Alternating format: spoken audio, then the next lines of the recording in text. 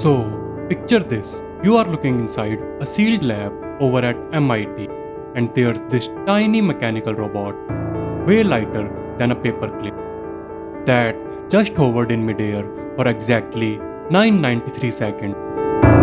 To most people, a 17-minute flight might not sound like a big.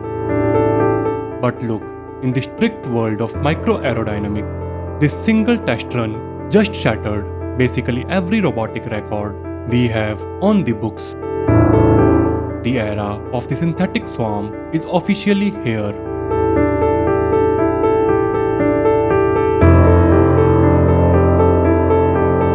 For decades, trying to build insect-sized robots was a nightmare. We were completely stuck. Tiny vehicles just couldn't match the endurance or the smooth flying of a normal honeybee. But this new MIT design didn't just inch past the old limits.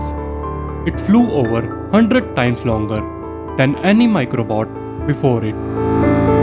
And while it was up there, the thing was pulling off high-speed rolls and double flips without breaking a sweat. This one robot probably logged more flight time in a single run than all the other microbots in history combined. This isn't just some lab trick that's going to collect dust. This is a massive leap forward. To figure out how MIT pulled this off, we didn't just skim the headlines. We dug right into the fluid dynamics, looked at the crazy precision of laser cutting, and explored the slightly dark irony of synthetic pollination.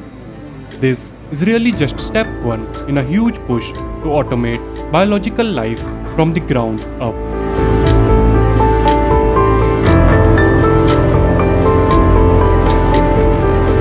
So why has building a robotic bug always triggered such massive engineering failures?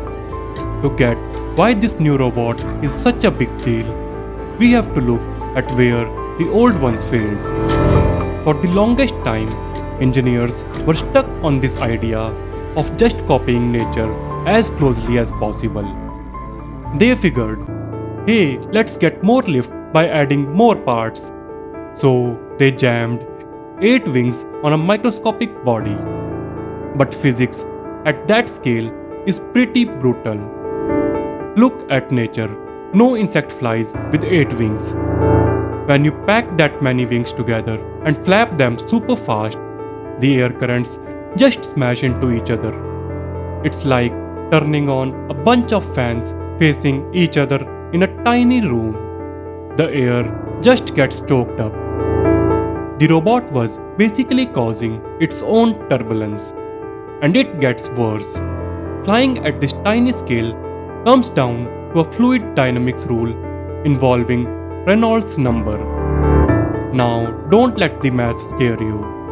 All this really means is that when you are microscopic, air doesn't feel like a light gas anymore.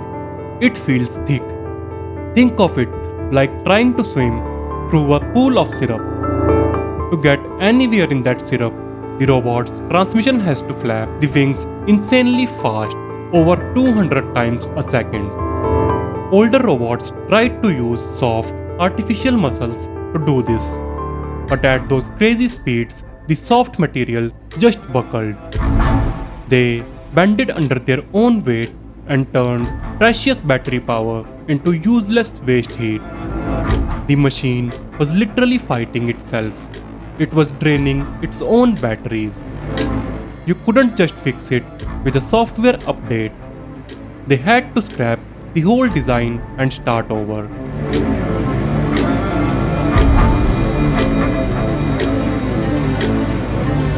How do you fix a flying machine that's too heavy, too complicated, and constantly choking on its own airflow? The MIT team figured it out, and their solution was totally counterintuitive. They just cut the number of wings in half. You'd think if you're fighting gravity, you'd want more wings, right? But here's the thing, less stuff means better airflow. They went with exactly 4 single wings, all facing outward from the center of the robot. This simple change fixed the air traffic jam. The air currents stopped colliding and cleared the body of the robot perfectly. Plus, by ditching those extra forewings, they freed up a ton of space inside the robot. Why does that matter? Because that empty space is exactly where we'll eventually put batteries, sensors, and computer chips. By pairing this cleaner setup with a super tough mechanical transmission, they finally stopped those artificial muscles from buckling. Think of it this way. It's like taking a loose, slipping rubber belt out of a sports car engine and replacing it with a solid, laser-cut titanium gear system. Instead of the parts bending and melting when you hit the gas, all the power goes straight to the wheels with zero waste. This single change tripled the robot's control power. It let the thing fly forward at 35 centimeters a second while staying stable enough to do flips without dropping out of the sky.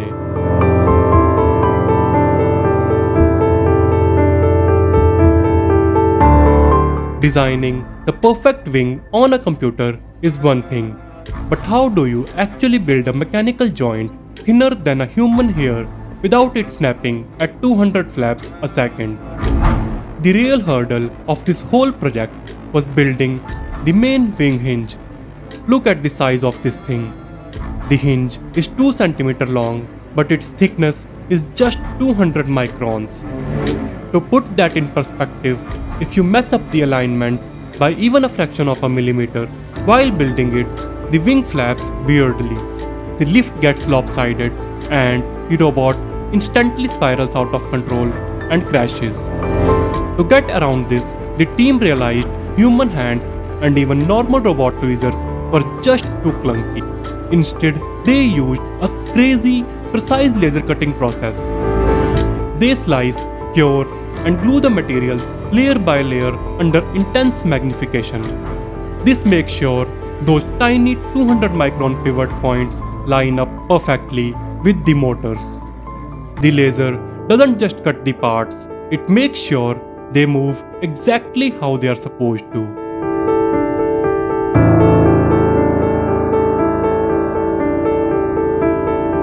Okay, so we have solved the physics of making tiny robots fly. But that brings up a pretty heavy question. Why are we pouring millions of dollars into building robotic bees in the first place? Now that the mechanics work, the long-term goal is to use these swarms to automate pollination inside massive indoor vertical farms. But here's the wild irony of all this. Scientists are racing to build these battery-powered mechanical swarms to pollinate our crops, mostly because human industry is actively wiping out natural pollinators. It's a brutal cycle. Monocrop farming, heavy pesticide use, and destroying natural habitats are killing off species like the honeybee. But instead of fixing the root of the problem and saving the environment, the modern tech solution is just to build a corporate-owned robot to replace them. Look at it this way.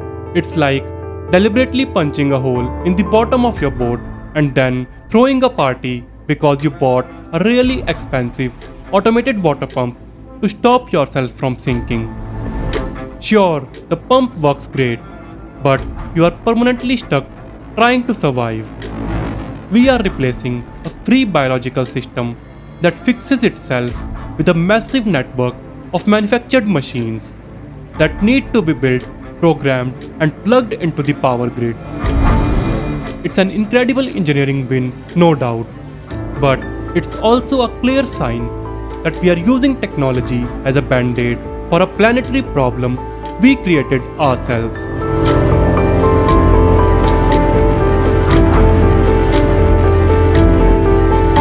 When we look ahead from where we are right now in 2026, the roadmap for these MIT robots is moving fast. Their next big goal is logged in. Hit 10,000 seconds of non-stop flight. In the next few years, they want to ditch the power cables entirely and pack tiny batteries and sensors right into the robot. By 2040, we'll likely see commercial robotic hives operating in city farms. And if we look out to the future, as climate change messes with traditional outdoor farming, whoever controls our food supply is going to rely entirely on these robotic grids. The companies that own the software and the factories will basically dictate global agriculture. The legacy of the honeybee is going to be turned into a tightly guarded corporate asset. These MIT robots prove we are smart enough to engineer the mechanics of life, but they also show how we are failing to protect the natural systems that gave us the blueprints in the first place. So let's think about this logically. With natural ecosystems declining and these robotic pollinators taking over, do you think building autonomous robot swarms is a brilliant, necessary step to protect our food supply? Or does handing pollination over to corporate machinery gives them way too much power over our basic survival? I'd love to hear your take on this. Drop your thoughts down in the comments. Until next time, stay analytical and stay curious.